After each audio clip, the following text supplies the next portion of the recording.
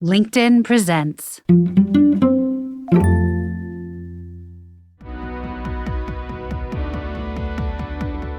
It's time to think differently about what strength in leadership looks like. I'm Aarons-Mele, and this is The Anxious Achiever, the show that looks at the intersection of mental health and work and asks, how can we do both better? Will AI improve our lives or exterminate the species? What would it take to abolish poverty? Are you eating enough fermented foods? These are some of the questions we've tackled recently on The Next Big Idea. I'm Rufus Griscom, and every week I sit down with the world's leading thinkers for in-depth conversations that will help you live, work, and play smarter. Follow The Next Big Idea wherever you get your podcasts. Did you know that small and medium businesses make up 98% of the global economy, but most B2B marketers still treat them as a one-size-fits-all? LinkedIn's Meet the SMB report reveals why that's a missed opportunity and how you can reach these fast-moving decision makers effectively. Learn more at linkedin.com/meet-the-SMB. When Mark Zuckerberg recently made a public statement about companies needing more masculine energy, did your ears perk up? In the context of Zuckerberg, who was speaking on the Joe Rogan podcast, he went on to explain that he thinks many companies need to do better at celebrating aggression, which is to say he sees masculine energy as aggressive. And that's good for business. Many people reacted to Zuckerberg's comments with confusion and anger and felt like the comments were wrong. But it struck a chord. It's clearly striking a chord in the country in a larger sense.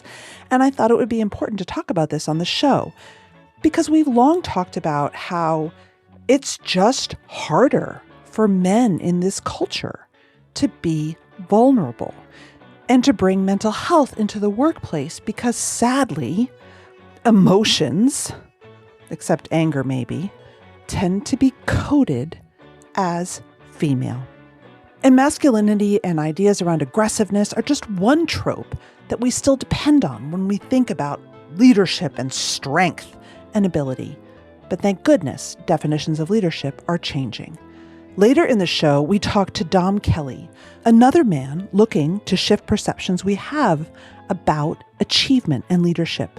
He's a longtime disability advocate, a professional musician, and CEO of the nonprofit New Disabled South. But first, someone we've had on the show before, and someone who works hard to demonstrate that vulnerability is a strength, especially for men. Jason Rosario is founder and CEO of the agency The Lives of Men, and he's the Chief Impact and Inclusion Officer at BBDO Worldwide, a huge media company. It's a title that's changed of late in the wake of pushback against DEI. Rosario returns to the show to talk about where we are in terms of mental health, masculinity, and the workplace today, and where he hopes we can still move forward.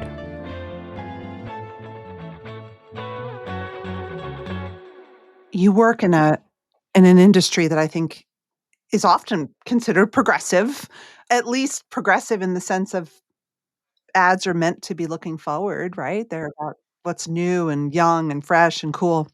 I'm curious, to be honest, when I didn't know if you would still have a job as the chief DE&I officer, given what I see with friends and colleagues, Yeah. it must be an interesting time. I think a lot of us who are in media can relate to this of what does my role mean anymore? Right. Yeah. No, it's funny. You said it, and it's our industry tends to skew more progressive, but what we don't often talk about is that our clients are not necessarily as progressive, right? Our clients tend to skew a little bit more conservative for obvious reasons, right? Business first. And so I think there's always this tension between sort of where we want to push our clients and our brands to be more inclusive, to be more engaging and more authentic with a growing demographic, with an increasingly diverse demographic. Oftentimes, they're not necessarily ready to go in those directions. So there's always this push and pull tension in those dynamics. But yeah, I mean, I think, look, I consider myself incredibly blessed and grateful to still be employed. I have colleagues of mine that have been out of work for the better part of a year, can't even get screening calls because, unfortunately, the DE&I on their resumes is a sort of stay away. I believe that, we'll come out of this stronger. There's something that's emerging here. And I do believe I remain optimistic, but it is a challenging time, and I think for me personally, the benefit or the blessing that I have is that I'm a bit of a multi-hyphenate. As you can probably remember, my background's in finance and investment banking. And so I come to this work as non-traditionally as the rest. And so, I there are a lot of different things that I can do. And so that's sort of what I'm going back to the tool belt to figure out what I can use from my skill set to chart a new path. Yeah. So, Jason, you reached out because you said that you had some things to say. I think in addition to the meltdown of what we call DE&I, hopefully it will come back stronger in a new alloy, but it's melted down. We've had a denigration of anything that's perceived as feminine. You had Mark Zuckerberg saying that a lot of corporate cultures are, I think he said, neutered. Wow. Yeah. I want to read the quote, actually. Yeah. He told Joe Rogan, I think a lot of the corporate world is pretty culturally neutered. When you hear when you hear that, you've long been an advocate for healthy masculinity, for mental health. When you hear that, what do you think he's trying to say? Wow, it's so loaded. And so, first of all, again, thank you for having me, and it's a pleasure to sort of continue what I'll call part two of our initial conversation, which was, my entree into leadership and my approach through the lens of masculinity. So since that conversation, and I would say over the last decade, I've spent a lot of time thinking about the evolution of leadership through the lens of masculinity.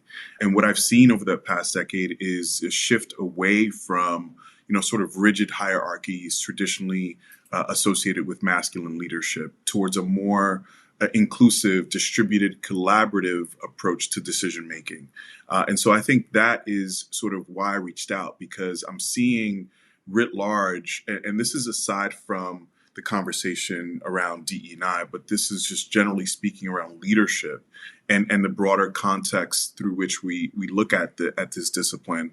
And that is that, we know that consistently all of the research reports say it, that companies that are more inclusive and more collaborative in their culture outperform, right? We know that to be true.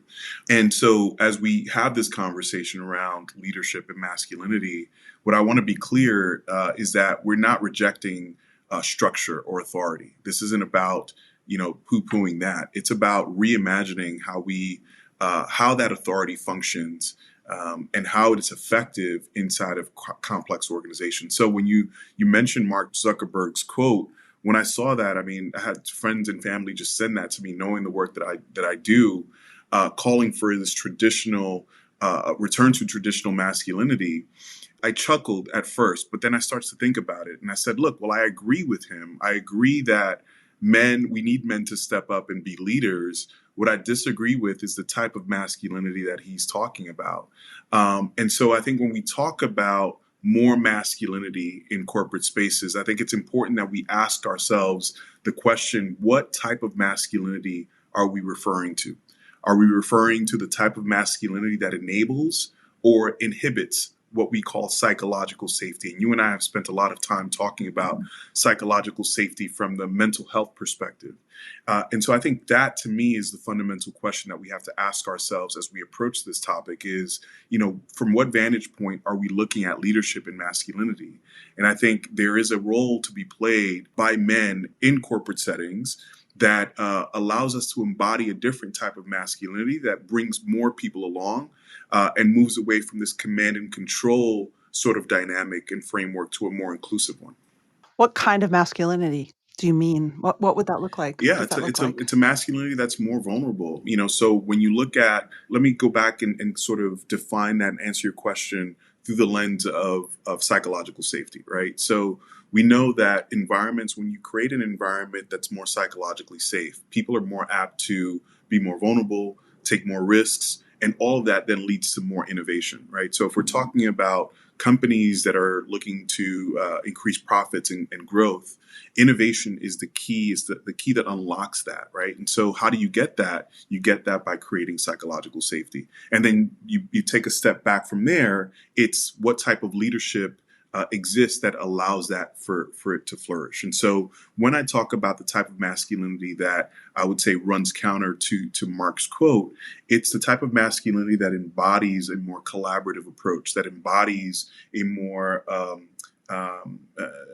emotionally led or heart-based led approach to leadership. And so that's what I mean by the type of masculinity that we want to see.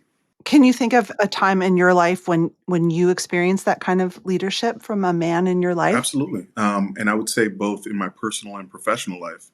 I'm a product of incredible men who have led, with high emotional intelligence, high EQ, high IQ. And I think what they all understood, I'm thinking about one in particular, I won't say his name, not to embarrass him, but he went from being a boss to a mentor to now a friend. What he did the best was he listened, and he really solicited sort of my opinion on things and asked for my advice and asked for my input, and so I think that is what when we look at masculinity, that tends to dominate, that tends to be assertive, and doesn't leave room for different opinions. I think he was an example of the opposite, and that I would say really inspired me to run through a wall for him, right? And I think that's the type of leadership that we want to achieve. Is we want leaders who care so deeply about their people and their teams that then in return the team really just falls in line and really does everything that they can to really make that leader successful. I think one of the things that Zuckerberg really hit on too, though, and you've heard it from other leaders, is not just masculinity as command and control, but aggression. Masculinity as aggressive and sort of like a big business energy, that we need. And you certainly see, in our president and his people, this sort of performative masculinity. They will not admit they're ever wrong. So I don't actually think a lot of leaders are like that. Because corporate structures, it's very difficult to be like that. Yeah. I think one of the most persistent and I would say damaging myths as it relates to this is that business leader in business, I would say writ large, is that businesses and leaders in particular have to decide and choose between being decisive or being inclusive. And I think that framing positions traditional masculine traits like decisiveness and assertiveness and power, right? Like all of these more sort of tougher, more aggressive attributes in direct competition with what we tend to ascribe to more female traits like empathy and collaboration. And so I think the evidence, again, consistently shows that the most effective leaders integrate these qualities, right? They're not choosing between them. And so I think the real challenge for modern leaders is not just choosing between these approaches, is developing the emotional intelligence to know when to toggle between one or the other. And so I think what you're seeing in the world is sort of this what I call old notions of traditional masculinity, holding on to power in the face of uncertainty. And what happens when you're uncertain? You then double down on what you know to be true and what your realities are. And I think that's what was behind Mark's quote. And I would say that's what you see broadly in our social political dynamic is, the sense of a loss of something. And a threat to something. And I often said this in the past, and I'll say it again, masculinity isn't something that exists outside of men. Masculinity is a social construct. It is a learned behavior by and large. And so I think when you look at it through that lens, you then start to take more sovereignty, right? It creates a sense of, okay, I can define this for myself, and therefore it can't be threatened. And I think that's, unfortunately, a lot of men in our society have not done that work of really taking the time to self-reflect and understand themselves separate from sort of these social structures And unfortunately, that's what leaves room for the rise of bro culture, right? The rise of this far right movement that unfortunately has fit the need or filled the gap for a lot of young men that are growing up. That's right. I want to talk a little bit about the process of that self-reflection and defining masculinity for yourself. I love that. And then I want to talk a little bit about your own experience as a leader, creating psychological safety in meetings and in situations where people have opposing views. But what is your advice for someone who's looking at a version of masculinity that is ascribed by a lot of the bro culture and thinking, well, that doesn't. I feel like I would be play acting if I did that, Mm. but doesn't see another kind of masculinity out there that maybe feels more them. That's the challenge. That's the work to be done, right, Maura? I think, unfortunately, we know what happened sort of coming out of the election, that a lot of young men gravitated to, say, the Joe Rogans of the world, the Andrew Tates of the world, because they've come in and filled a need in the absence of healthier, more inclusive examples of what it means to be a man. And so I think that is the work to be done for folks like myself and others who are part of the vanguard of men that are looking to encourage men to sort of go on this self-reflective journey, really understand themselves in the context of their personal and professional lives. And so I think what I'd love for, if there's someone listening to this podcast right now that's struggling with that identity crisis, I'd like for them to take a moment and say, who do I want to be, right? And how do I want to be in service to the world? Because the current forms and the current frameworks are broken. We're seeing that through sort of the increase, the rise in mental health issues with men. We know that men complete suicide 4 times more likely than say women, right? We see that there is a global productivity loss of upwards of $1 trillion because men are suffering from depression. There are real concerns, there are real costs here associated with this current dynamic and framework around how men are being told and taught to perform masculinity. So there has to be an alternative. And that alternative, I think, is what's going to get us out of this sort of environment that we're in, where there's this, largely there's a scarce mentality around what's available for men and what's available at the cost of, say, other groups. And so what we need to do is really help men understand and sort of develop a healthier sense of identity. And then from that, then sort of help them identify ways to really develop conscious power, right? And mindful application of influence and awareness, not necessarily the type of power that we're seeing sort of in the cultural zeitgeist. So I think, to me, that's sort of where it starts. It starts with a reflection of self-identity. But let me push back on you. I did a big series on AI recently. There is scarcity. And I think why these messages have been so successful, especially for young men, is that it seems to present an easy enemy. When we feel threatened, an enemy is great. It's an easy answer rather than us having to sit in ambiguity and fear and grow and push ourselves. It's easy to say, well, it's all those damn women, who are coming to take my jobs, right? So let's just get rid of it all. That's easier. And I think that part of what is happening is that the truth is hard here for Yeah. people. Well, is it scarcity or is it the perception of scarcity? Because Right now it sure feels like real scarcity. but which is manufactured, and I think this is where this conversation and this theme is so intertwined with a sense of spirituality, and that's where I sort of come to the table in terms of really understanding that you have to adapt an abundance mindset to begin to understand how we can look at ourselves as part of the greater, right? As part of the whole.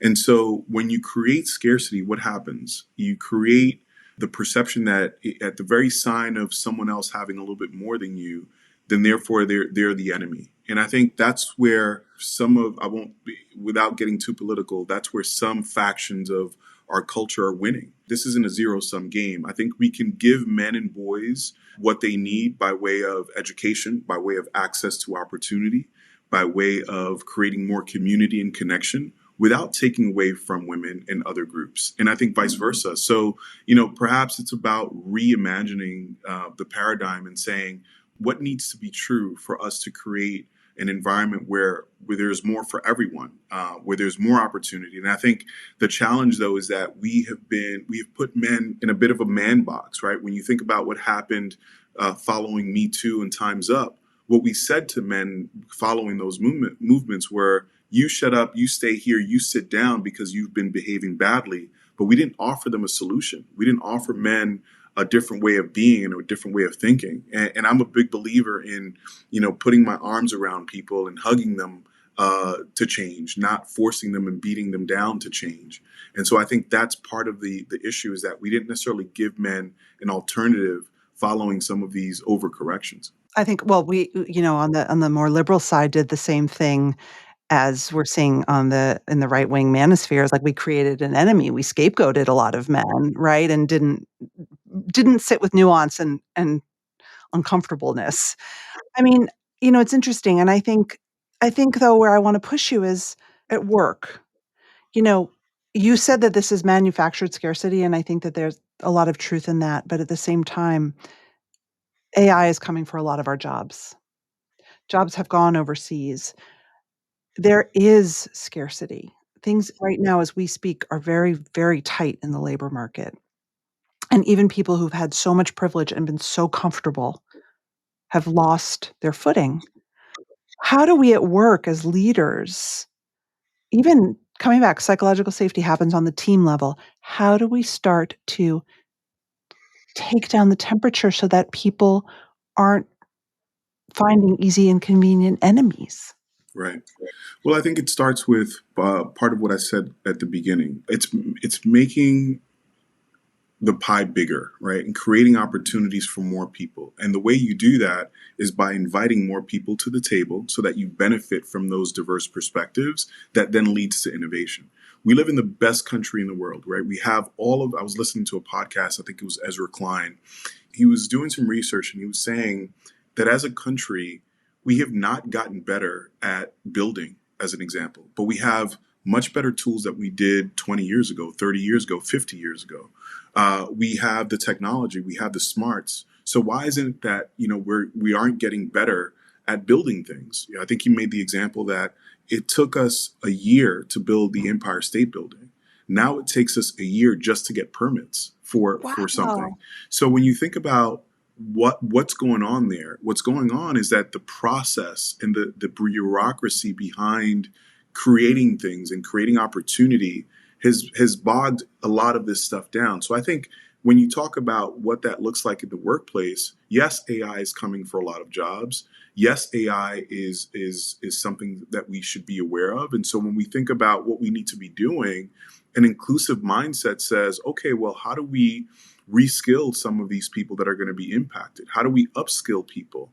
And how do we create more opportunity as opposed to, and again, this is very masculine thinking, using the technology to streamline, to grow, to scale, all in service to more profit and more growth.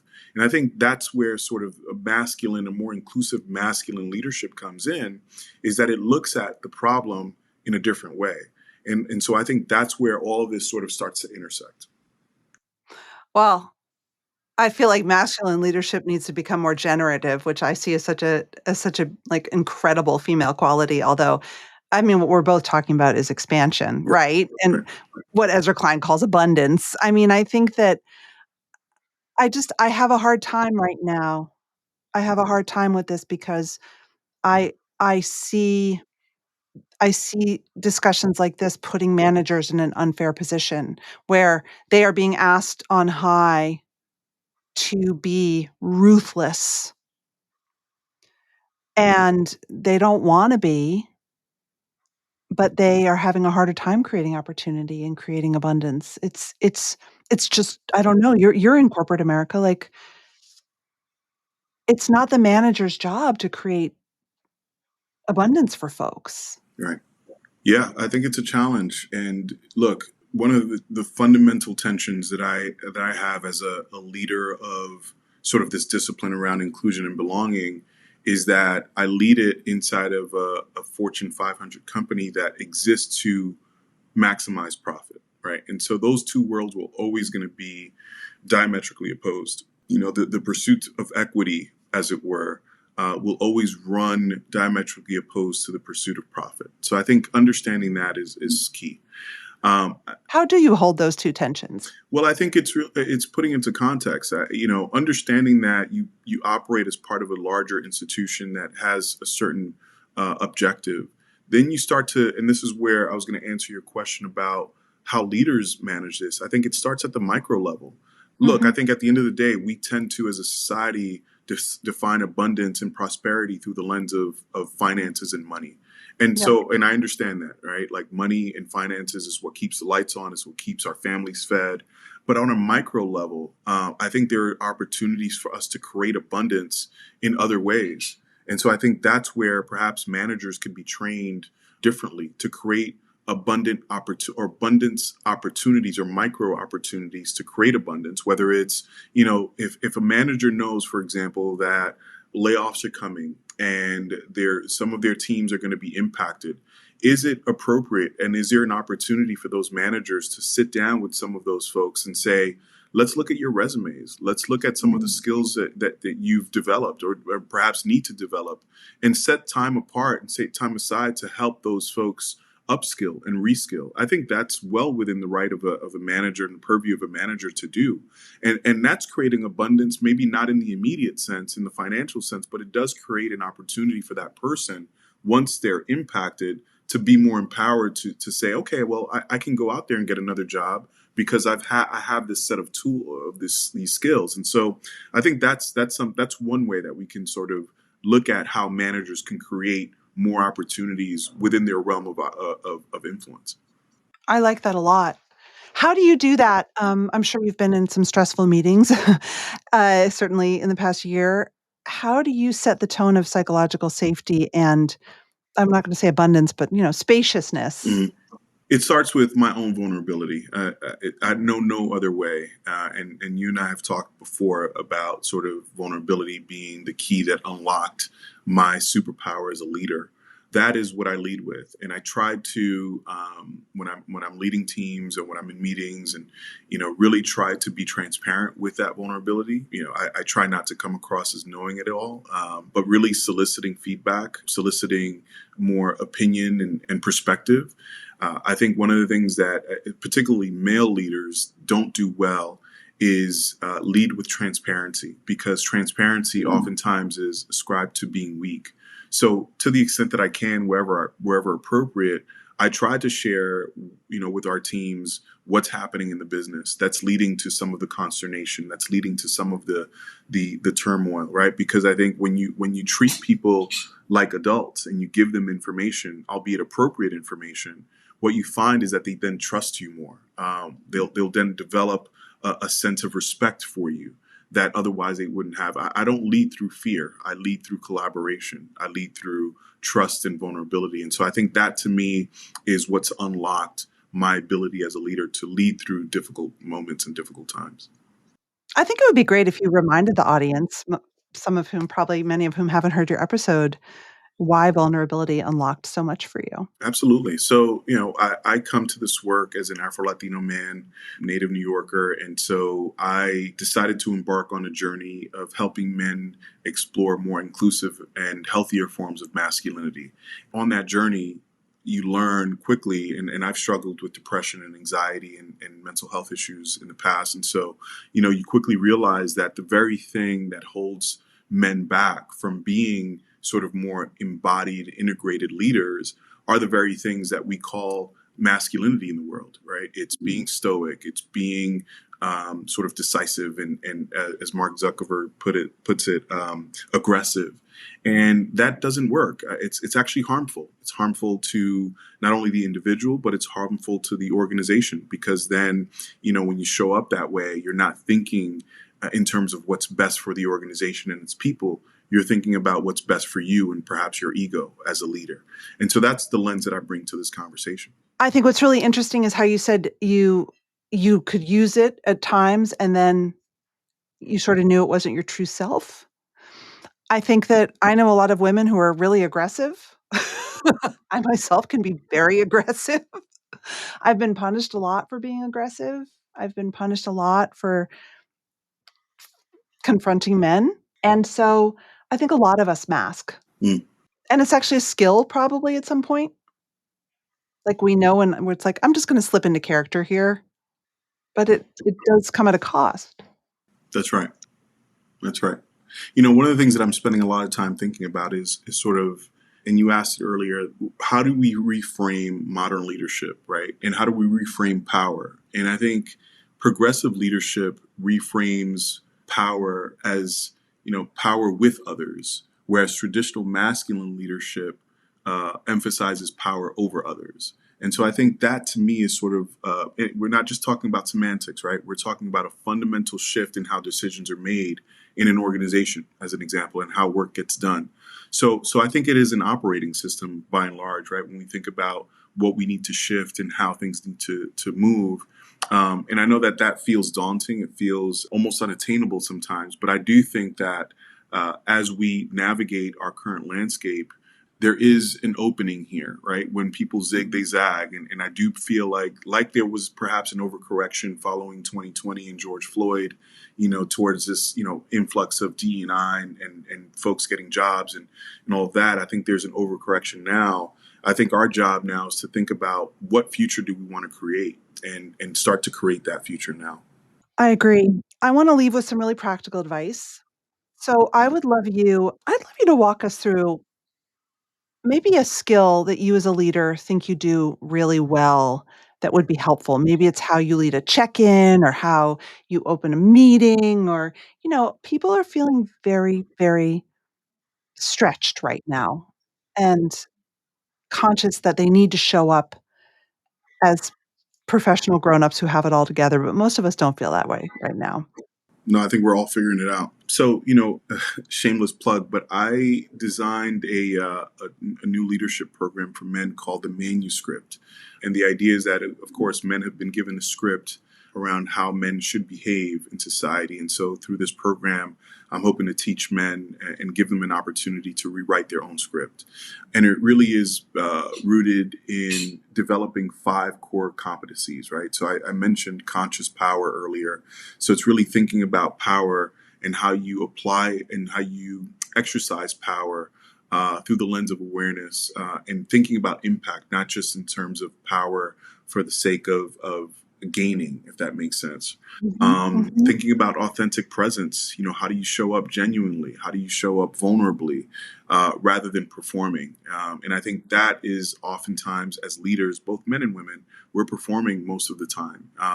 And so we're not really showing up with the fullest expression of how we're feeling at the time. And you mentioned it right now. So many of us are navigating ambiguous times and moments in our work lives, in our professional lives, that we don't know what's appropriate. And I would say err on the side of humanity is really what works more often than not. Courageous vulnerability, right? I just mentioned, right? Developing the strength to acknowledge your own limitations, and then look out and ask for help when you need it, even as a leader. Purpose-driven action is another core competency. It's just really helping to make decisions based on values and rather than ego, which is very hard to do because you have to be clear on what those values are. And I think that's really hard to do when you're measuring your values personally against the values of an organization and having to determine which one prevails. And then lastly, it's inclusive strength, right? You know, we're talking about men here. We're talking about one of the attributes that that men are often that's often ascribed to men, and that is strength and courage. But courage is also having the courage to be vulnerable and having the courage to lead inclusively and sort of relinquish a little bit of power for the sake of the greater good. And so those are the 5 principles that kind of are underpinning and undergird this new program. And I'm hoping to work with more leaders along that path.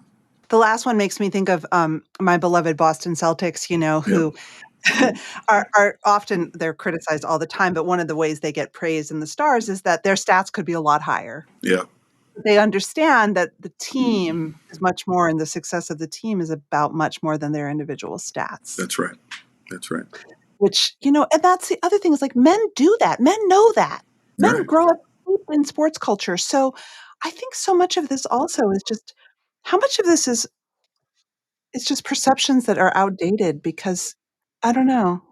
Yeah, no, it is all outdated. It's again in the we live in such uncertain times, and I'm not just talking about politically or economically, right? There's just the world feels like it's shifting, paradigms are shifting, demographics are shifting, the ways that we work and interact with each other are different and shifting.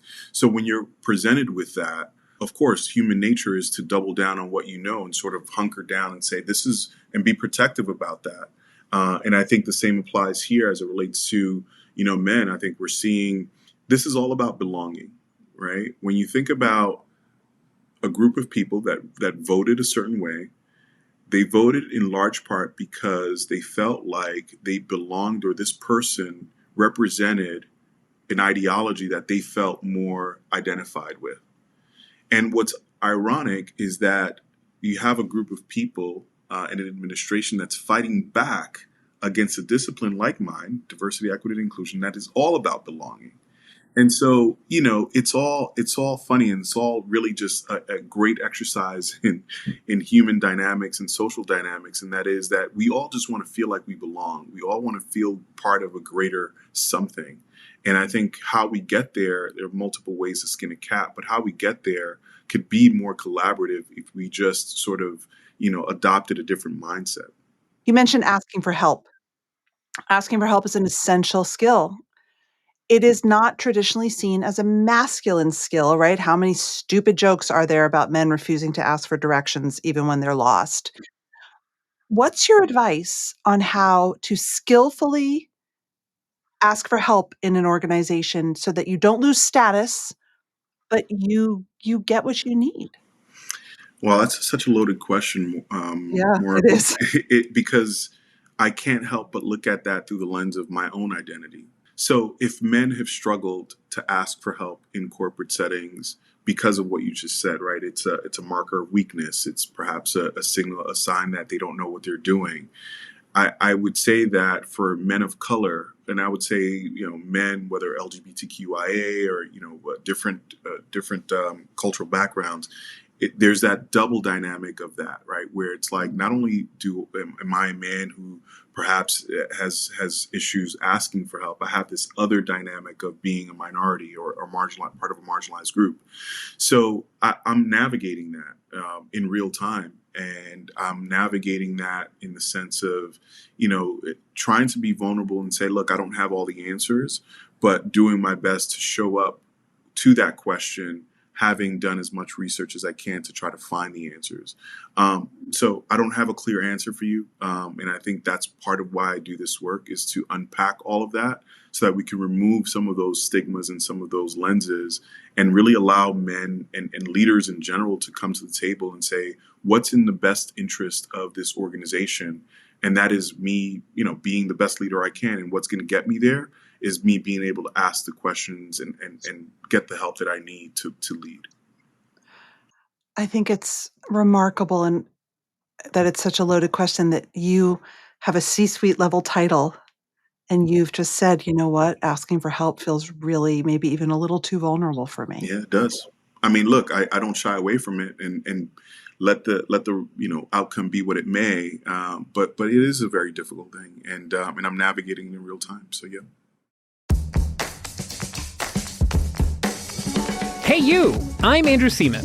Do you want a new job? Or do you want to move forward in your career? Well, you should listen to my weekly show called Get Hired with Andrew Seaman. We talk about it all, and it's waiting for you, yes you, wherever you get your podcasts. Small and medium businesses don't have time to waste, and neither do marketers trying to reach them. On LinkedIn, more SMB decision makers are actively looking for new solutions to help them grow, whether it's software or financial services. Our Meet the SMB report breaks down how these businesses buy, and what really influences their choices. Learn more at linkedin.com/meet-the-SMB. That's linkedin.com/meet-the-SMB. Next, my conversation with Don Kelly, CEO of New Disabled South. So first of all, I'd love you to tell us a little bit about what New Disabled South is. Absolutely. So, New Disabled South is the first and only regional disability organization in the country. So, what that means is like we do our work through a multi-state regional lens, and we really started as a convener, a way to break our organizers and organizations and the disability ecosystem out of silos. So, wanted to be able to like bring folks in Texas together with folks in Georgia and Oklahoma and North Carolina and Florida and all the states in the South, so we can better address the issues that impact disabled folks. And so that was really the intention behind creating this organization for me. And it's grown into doing that and more. So we do that coalition building. We do grassroots community organizing, building like a strong mobilized base of disabled folks in the South. We do like policy and legislative advocacy. We do original research, and we do some narrative change work to kind of shift the narrative around disability. And really, I would say like we are a political home for disabled people in the South. So not a political party, but a place for disabled folks who, are progressive, who have a vision for a world where disabled people can achieve liberation, especially multiply marginalized disabled people can achieve liberation. We are kind of a home for those folks to get engaged with the issues that impact our lives as disabled people, and work together to create change in our region and hopefully the rest of the country and the world. I want to follow up on the liberation piece, but first, I'd love to hear a smattering of legislative issues. You said it's kind of a political home, with the caveat that I would imagine now is a harder time than ever. But what kind of political and legislative impact, for example, do you work on? Yeah, so we kind of work across issues. For us, it is really critical that we take an intersectional lens to all of our work. And so, like, while we work on very specific disability policy and legislative issues, we also provide a disability lens to issues that like folks may not think are disability issues. So on the disability specific front, we do a lot of work around the care economy. So like access to in-home care rather than institutionalization. We do work around Medicaid and healthcare access. We do some work around caregiver wages and making sure that those folks who deliver care actually can, afford to live and do that kind of work. Really the gamut of like disability issues. And then we've done work around anti-gender affirming care legislation that's popped up in the South to try to fight back against that, to provide the disability perspective in that work. We do a lot of partnering with racial justice orgs and environmental justice orgs and LGBTQIA plus organizations. And so like we are a broad spectrum of issues that impact the disability community, because we know that disabled people live at every intersection. You mentioned the word liberation. Why that word, and what does that mean? So liberation means freedom from oppressive systems. And unfortunately, disabled people are often kept in poverty because of policy choice. They're devalued in our society because of this idea that under capitalism that humans are their value is connected and their worth is connected directly to their productivity.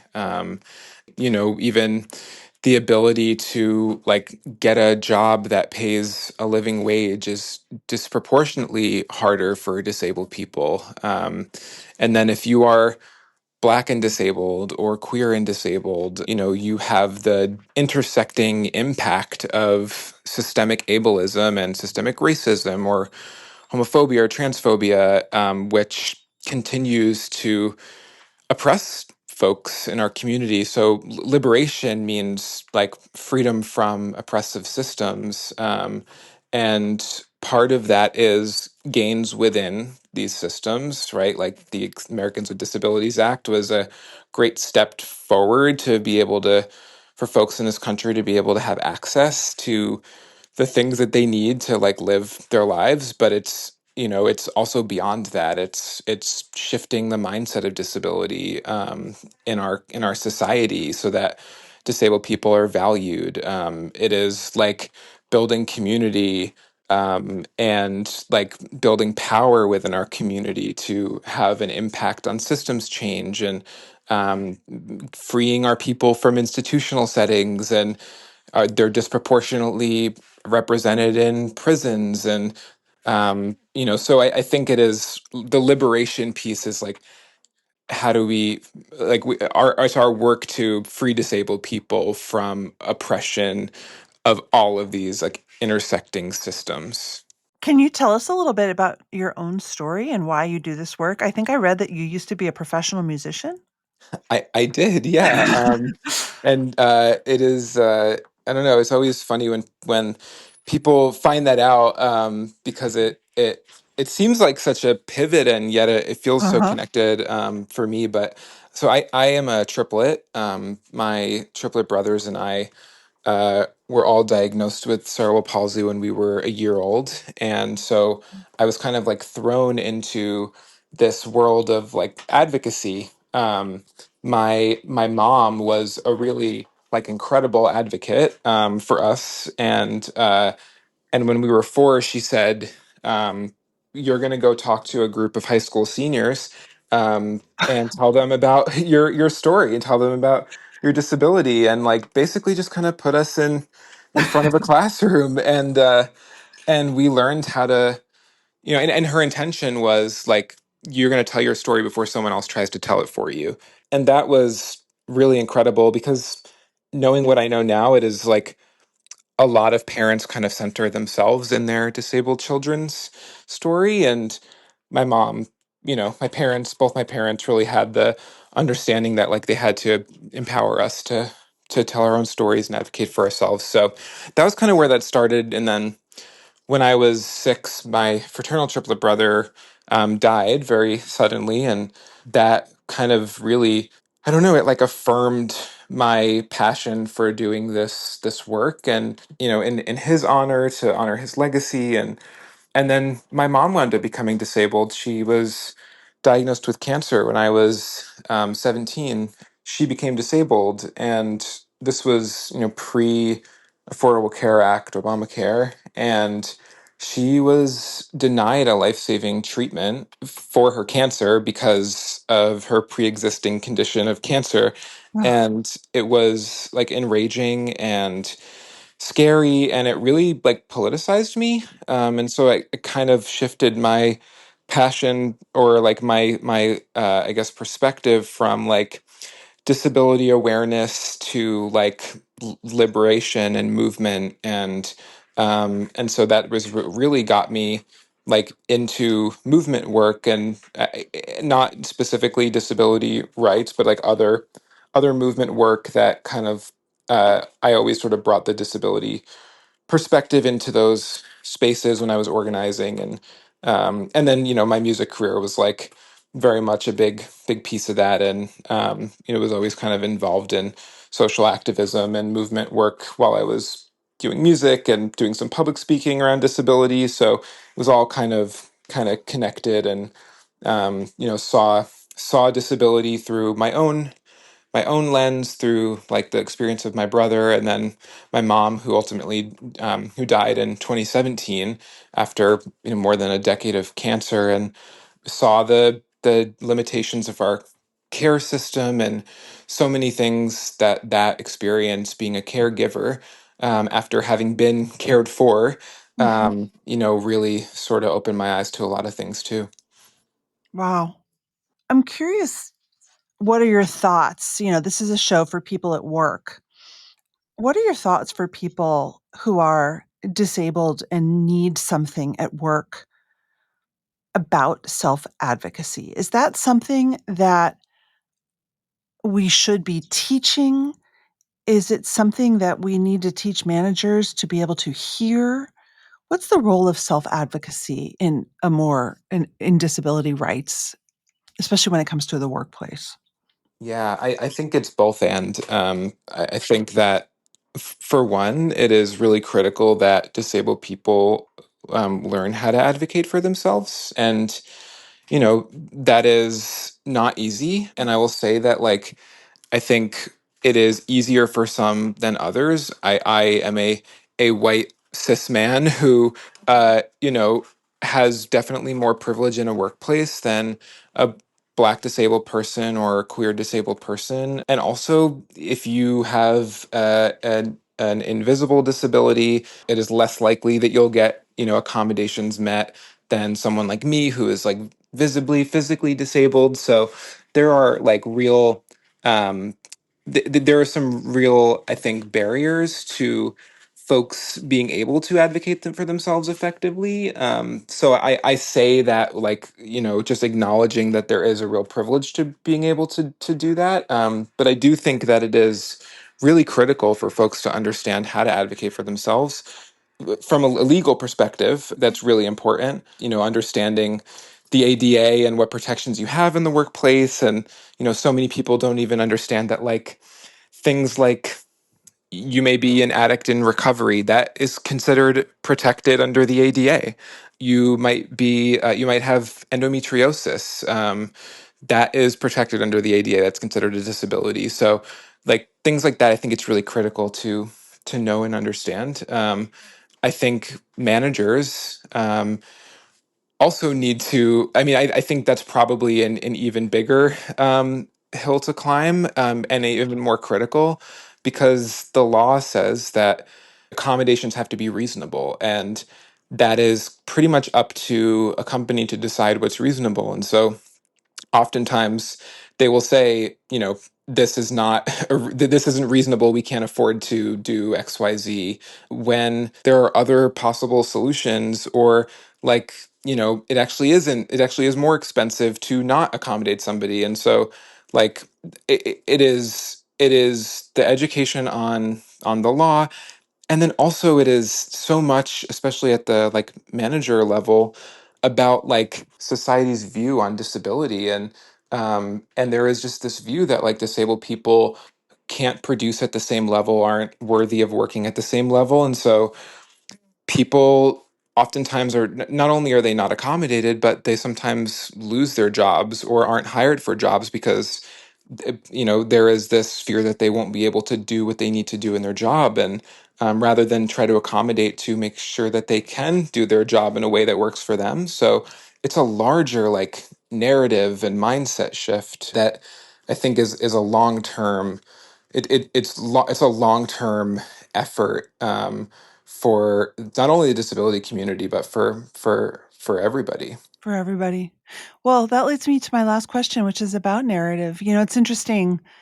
You mentioned that your mom became disabled when she had cancer, and for a minute I thought, wait a minute, that's an illness, not a disability.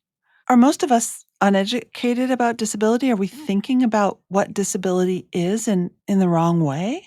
I don't know that I would say it's I'm being uneducated. I think it is a result of just a long time of many many years of one way of thinking about disability that is ingrained in people's minds. And so Mm. people think about disability, they think about, people like me who wear braces on my legs and use forearm crutches or a wheelchair. And they think about someone who lost a leg, or Mhm. has Down syndrome or autism. And disability is really so personal. And so, like, if we think about it through a legal perspective, cancer is a disability because it is protected. It is, you are able to legally ask for accommodations if you have cancer in the workplace.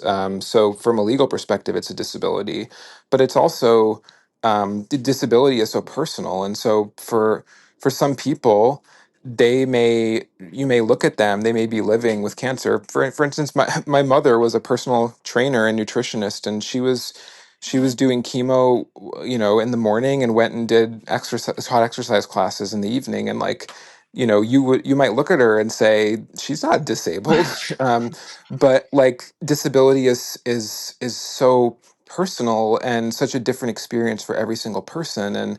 And so, for her, she had a different set of circumstances for many years than other people with cancer, other disabilities. And, she might do that workout class and then be in bed for 2 days because, she wasn't able to move. And then I think, like, without getting into, like, the theory around disability, there is two main models of disability, are a medical model and social model. And so our society has been so ingrained with the medical model that it's all about your diagnosis, whereas the social model says that disability is actually, we're disabled by the society around us, which is not built to be accessible, which is not built to accommodate folks who might not be able to show up in the same way as somebody who's non-disabled. And so I think that, like, it is